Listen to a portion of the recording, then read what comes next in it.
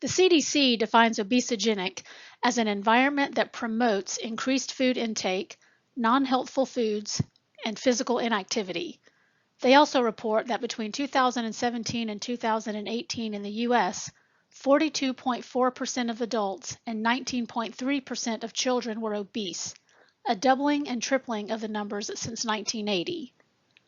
The health consequences of too much body fat are numerous, including increased risks for cardiovascular disease, type 2 diabetes, and certain cancers.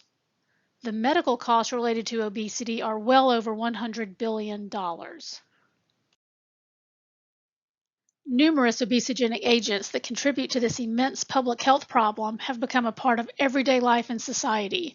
In a nutshell, we sit too much and we eat terribly. In America today, there are over 12,000 McDonald's restaurants, while in 1960 there was one. Between 1960 and 2000, more than 123 million vehicles were added to the American society. The typical American watches more than 4 hours of television per day.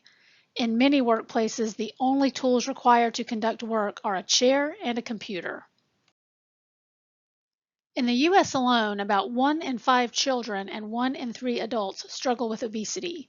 We spend $147 billion on obesity-related health care, and nearly 1 in 4 young adults are too heavy to serve in our military. Fewer than 1 in 10 of us eat the recommended daily amount of vegetables. 40% of all U.S. houses are further than a mile from a healthy food retailer. And fewer than 1 in 4 youth get enough aerobic physical activity, and 1 in 4 adults actually meet the physical activity guidelines. Just 1 in 4. There are many ideas that promote health and work to confront the obesity epidemic that can be implemented on the individual, community, and national levels. On the individual level, each person can decrease portion sizes when eating or serving food, or take the stairs when you come upon them, or better yet, seek them out, and watch less television. On the community level, communities can request that the college or workplace provides more access to healthy, low-cost foods. Patronize local farms and fruit and vegetable stands. There's the High Obesity Program, or HOP. Other programs include racial and ethnic approaches to community health, state physical activity and nutrition, and early child care and education. On the national level, we can support national campaigns addressing obesity, such as America on the Move, and support policies that support local farmers and the increased access and affordability of healthy food. Some scientists are predicting at the rate obesity is going, obesity will reach 100% by the year 2044. In this chapter, you'll learn how to assess body weight and fatness and the health risks of being underweight and overweight. You'll also learn that it is not only society and environment that plays a role in body weight and fitness, but also physiology, genetics, and behavior.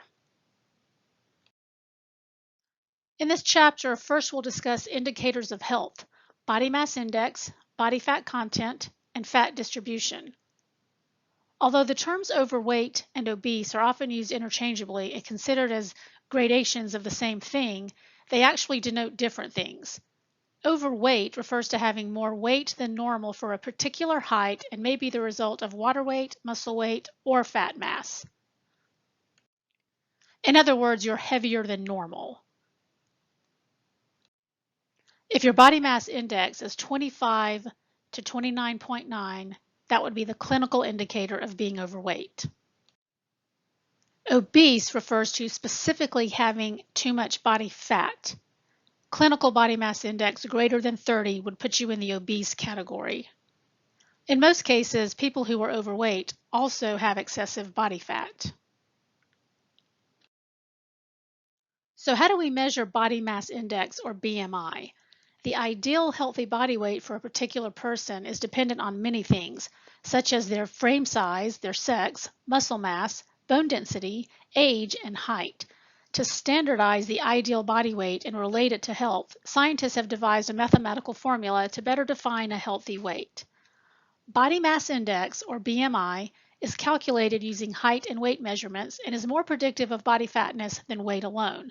So BMI is your weight in pounds times 703 divided by height in inches squared.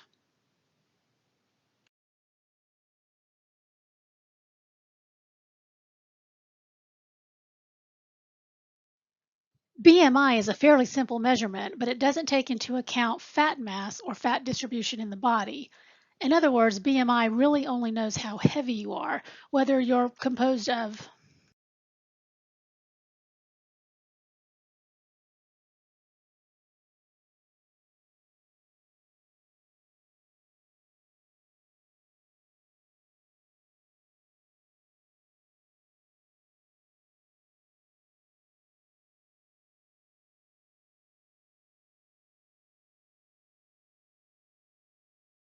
To maintain your weight, energy intake must balance energy output.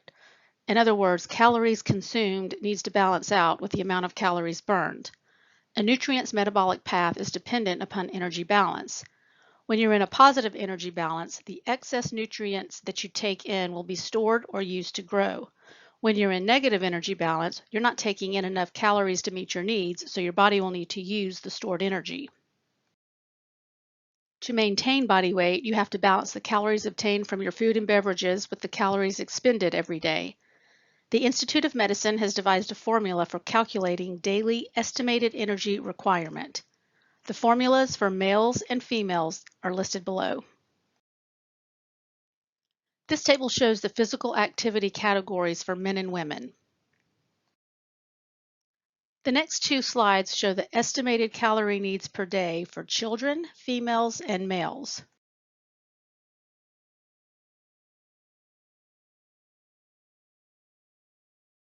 This table highlights the acceptable distribution ranges for carbohydrates, fats, and proteins.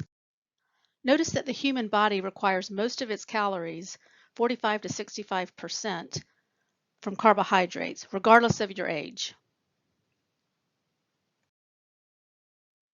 Energy output. The total amount of calories that you expend in a day is referred to as total energy expenditure. Basal metabolism refers to those metabolic pathways necessary to support and maintain the body's basic functions. Things like breathing, for your heart to beat, liver and kidney function, etc., while at rest. So think of basal metabolism as the number of calories you have to have every day to just do normal bodily functions while at rest. A person's basal metabolic rate, or BMR, is dependent on body size, body composition, sex, age, nutritional status, and genetics. Body temperature and thyroid hormone levels will also determine BMR.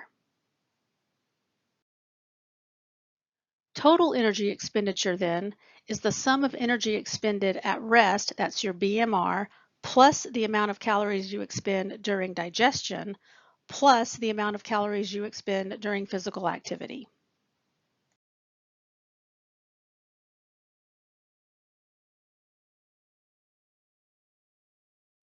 There are physiological factors that affect energy intake.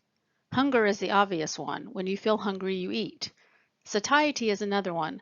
That's the sensation of feeling full. It's also determined by mechanical and chemical signals relayed from the periphery. The hypothalamus is located in the brain, and it contains distinct centers of neural circuits that regulate hunger and satiety.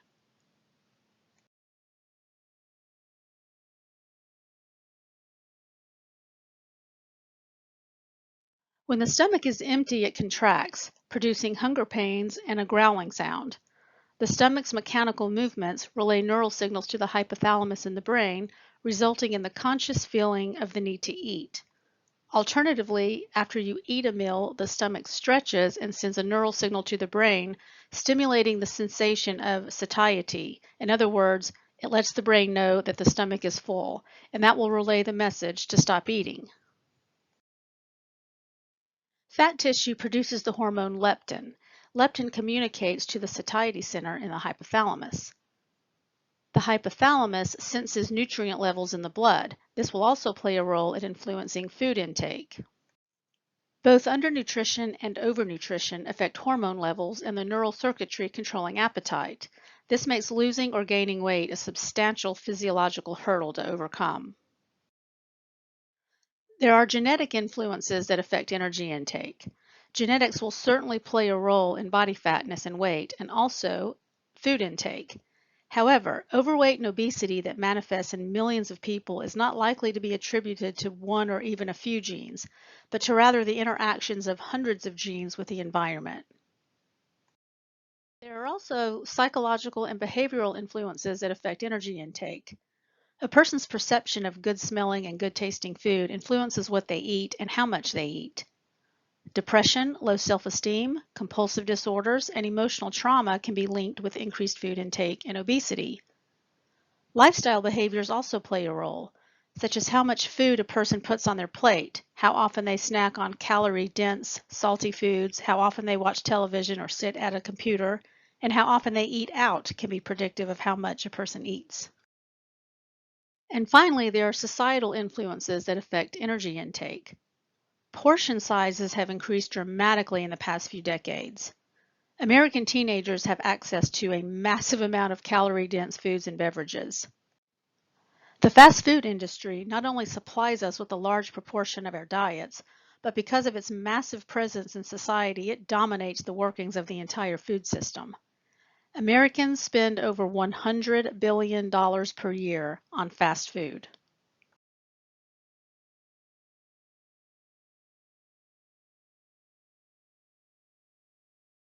Not surprisingly, the same factors that affect energy intake also affect energy expenditure. Physiological and genetic influences will play a role in energy expenditure. One theory concerning weight loss and weight gain is that every person has a set point of energy balance, also called fat stat or lipostat. The set point theory basically says that the brain senses body fatness and triggers changes in energy intake or expenditure to maintain that body fatness within a certain target range. Another theory is referred to as the settling point system. This takes into account the contribution of the obesogenic environment to weight gain. In other words, it takes into account the environment we're exposed to every day. A major problem with these theories is that they overgeneralize. Each individual's genes respond differently to a specific environment. Environmental factors can influence a person's gene profile. This is exemplified by the effects of the prenatal environment on body weight and body fatness and disease incidence later in life. Studies have shown that children of women who were overweight during pregnancy have a greater propensity for being overweight and for developing type 2 diabetes. Sedentary behavior is the participation in activities where the energy expenditure is no more than 1.5 times the amount of energy expended while at rest.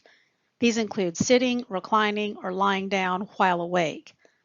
Simply put, the more you sit, the less energy you expend. Americans also partake in an excessive amount of screen time, which is a sedentary behavior that not only reduces energy expenditure, but also contributes to weight gain because of the exposure to aggressive advertising campaigns for unhealthy foods. In the United States, many societal factors also influence the number of calories burned in a day. Socioeconomic status has been found to be inversely proportional to weight gain.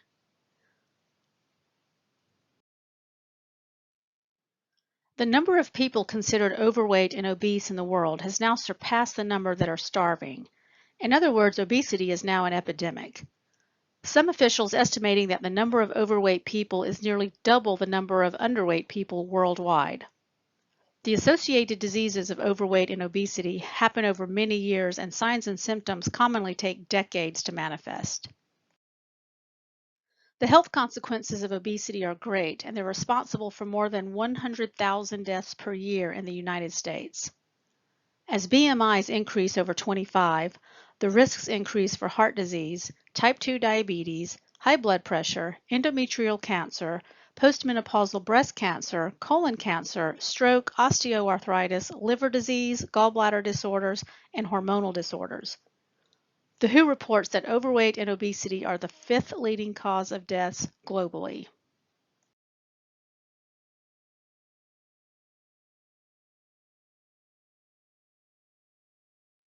What are some health risks of being underweight?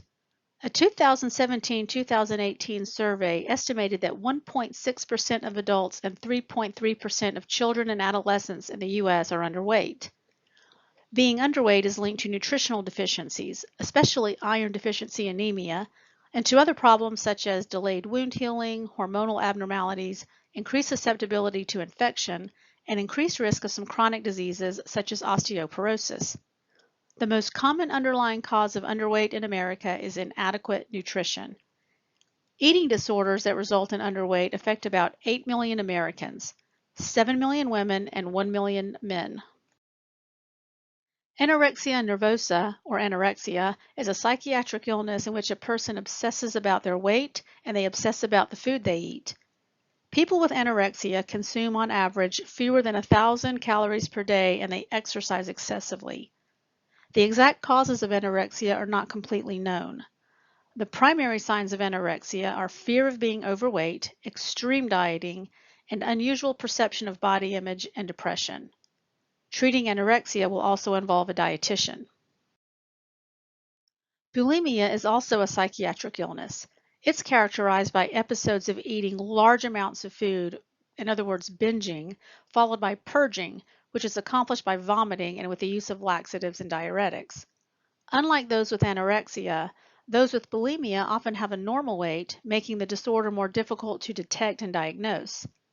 The disorder is characterized by signs similar to anorexia, such as fear of being overweight, extreme dieting, and bouts of excessive exercise. The disorder is also highly genetic, linked to depression and anxiety disorders, and most commonly occurs in adolescent girls and young women. Treatment often involves antidepressant medications and, like anorexia, nutritional and psychiatric counseling. Binge eating disorder is not currently diagnosed as a distinct psychiatric illness. Like bulimia, somebody with binge eating disorder will periodically binge, but then they don't follow that up with fasting, purging, or compulsive exercise. People with binge eating disorder are often overweight or obese, so they're at risk for having high blood pressure, cardiovascular disease, and type 2 diabetes. Treatment often involves antidepressant medication as well as nutritional and psychiatric counseling. Successful weight loss is defined as individuals intentionally losing at least 10% of their body weight and keeping it off for at least a year. Results from studies suggest that fewer than 20% of participants are actually successful at weight loss. In most scientific studies, successful weight loss was accomplished by changing the diet and by increasing physical activity. In other words, participants had to do both in order to be successful. Losing as little as 10% of your body weight can significantly improve health and reduce the risk of disease. So what are the evidence-based dietary recommendations? In short, along with physical activity, you need to increase your intake of whole grains, vegetables, and fruits.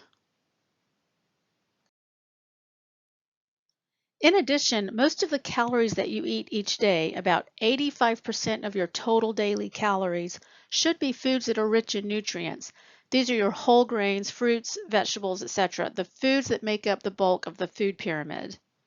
Only a small amount of your calories, maybe around 15%, those are left over for added sugars, saturated fat, and if consumed, alcohol.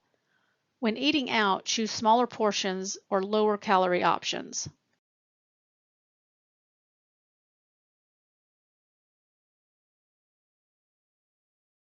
The other part of the energy balance equation is physical activity. Increased physical activity has been found in scientific studies to lower the risk of heart disease, stroke, high blood pressure, type 2 diabetes, colon, breast, and lung cancer, falls and fractures, depression, and dying early. Increased physical activity not only reduces the risk of diseases, but it also improves overall health by increasing cardiovascular and muscular fitness, increasing bone density and bone strength, improving cognitive functioning, and assisting in weight loss and weight maintenance. Even small amounts of daily activity are beneficial to your health. More substantial health benefits are obtained by doing at least 2 hours and 30 minutes per week of moderate intensity or 1 hour and 15 minutes per week of vigorous intensity aerobic physical activity, or an equivalent combination thereof. Aerobic activity has better benefits if performed for at least 10 minutes at a time, spread throughout the week. In other words, we should move more and sit less throughout the day. Some physical activity is better than none. Adults who sit less and do any amount of moderate to vigorous physical activity gain some health benefits. For substantial health benefits, though, adults should do at least 2.5 hours up to 5 hours a week of moderate intensity, or an hour and 15 minutes to 2.5 hours a week of vigorous intensity aerobic physical activity, or an equivalent combination of moderate and vigorous intensity aerobic activity. Preferably, aerobic activity should be spread throughout the week. Additional health benefits are gained by engaging in physical activity beyond the 5 hours of moderate intensity physical activity a week. Adults should also do muscle strengthening activities of moderate or greater intensity that involve all major muscle groups on 2 or more days per week, as these activities provide additional health benefits. This table highlights some moderate physical activities. This table highlights vigorous activities. In the recent past, several newly created initiatives and organizations are actively reinforcing strategies aimed to meet the challenge of improving the health of all Americans. Move Your Way was created to help make it easy. Moderate activity, 150 minutes a week is recommended. Muscle strengthening activity, at least twice a week. Vigorous intensity can be 75 minutes a week. If that's more than you can do right now, do what you can. Even 5 minutes of physical activity has real health benefits. Scientific evidence for the benefits of physical activity has continued to grow since the 2008 guidelines were published. Below are just a few of the recently identified benefits.